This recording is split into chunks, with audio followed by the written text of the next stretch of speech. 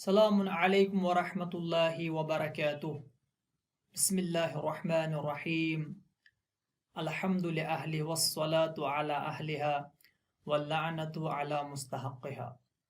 ناظرین، آج ہمارے پروگرام کا یہ تیسرا درس ہے جس کا عنوان ہے اجتہاد، یعنی اجتہاد میں ہمارا کیا عقیدہ ہے، کیا نظریہ ہے۔ اجتہاد کا مطلب ہوتا ہے کوشش کرنا، اپنی توانائی کو خرچ کرنا کسی چیز کو حاصل کرنے کے لیے۔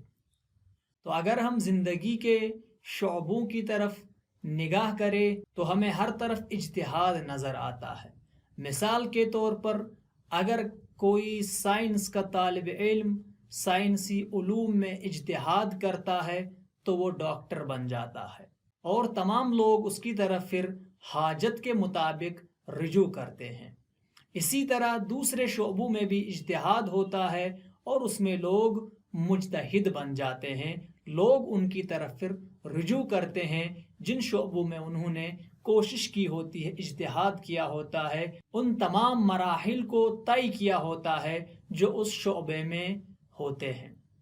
اسی طرح شریعت اسلام میں بھی اجتہاد ہے۔ اسلام میں اجتہاد کا معنی یہ ہے کہ انسان ادلہ شرعیہ میں غور و فکر کرے، تفکر کرے، تاکہ احکامات الہی کو اخذ کر سکے جو رسول خدا صلی اللہ علیہ وآلہ وسلم لے کر آئے تھے۔ لیکن اب سوال یہ ہے کہ ادلہ شرعیہ کن چیزوں کو کہا جاتا ہے؟ ادلہ شرعیہ یعنی قرآن، سنت معصومین، اور سنت معصومین کی تین قسمیں ہیں: قول معصوم یعنی جو معصوم کہے، فعل معصوم یعنی جو معصوم کرے، تقریر معصوم یعنی اگر کوئی شخص معصومین کے سامنے کوئی کام انجام دے رہا ہو تو معصومین علیہم السلام اس کی تصدیق کرے۔ عقل اور اجماع۔ اب سوال یہ ہے کہ کیا اجتہاد کرنا ہر مسلمان پر واجب ہے؟ تو اس کا جواب یہ ہے کہ اجتہاد واجب کفائی ہے، یعنی یہ ہر مسلمان پر واجب ہے، لیکن اگر کوئی شخص اجتہاد کے درجے پر فائز ہو جاتا ہے تو دوسروں سے یہ کام ساقط ہو جاتا ہے، یہ ذمہ داری ساقط ہو جاتی ہے۔ ان کی ذمہ داری پھر یا تو تقلید ہوتی ہے یا احتیاط ہوتا ہے اس شخص کی جس نے اجتہاد کے درجے کو پا لیا ہوتا ہے، یعنی اجتہاد کے درجے پر فائز ہوتا ہے۔ اور ایک سوال یہ ہے کہ اجتہاد کرنا کب واجب ہے؟ کیا امام کی غیبت کے علاوہ بھی اجتہاد کیا جاتا ہے، یعنی حضور امام زمانہ علیہ السلام میں بھی اجتہاد ہے؟ تو اس کا جواب ہے نہیں، اجتہاد صرف غیبت امام زمانہ علیہ السلام میں ہے، حضور امام زمانہ علیہ السلام میں اجتہاد نہیں ہے۔ اور ایک سوال جو ہمارے ذہنوں میں آتا ہے وہ یہ کہ اس اجتہاد کو حاصل کرنے کے لیے کتنے علوم کی ضرورت پڑتی ہے؟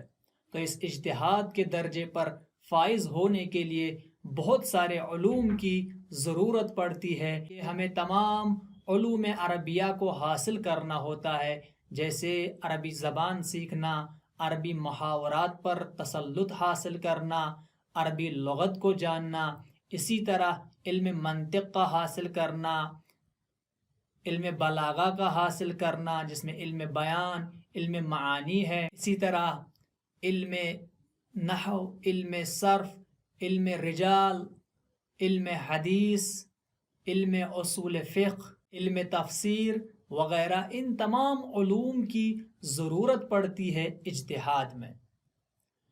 تو درس کا خلاصہ یہ ہوا، اجتہاد یعنی کوشش کرنا احکام الہی کو حاصل کرنے کے لیے۔ یہ اجتہاد واجب کفائی ہے، یعنی تمام مسلمانوں پر واجب ہے، لیکن اگر کوئی شخص درجے اجتہاد پر فائز ہوتا ہے تو دوسروں سے یہ ذمہ داری ساقط ہو جاتی ہے۔ تیسری بات، اجتہاد کے درجے پر فائز ہونے کے لیے بہت سارے علوم کا حاصل کرنا ایک مجتہد کے لیے ضروری ہوتا ہے۔ والسلام علیکم ورحمۃ اللہ وبرکاتہ۔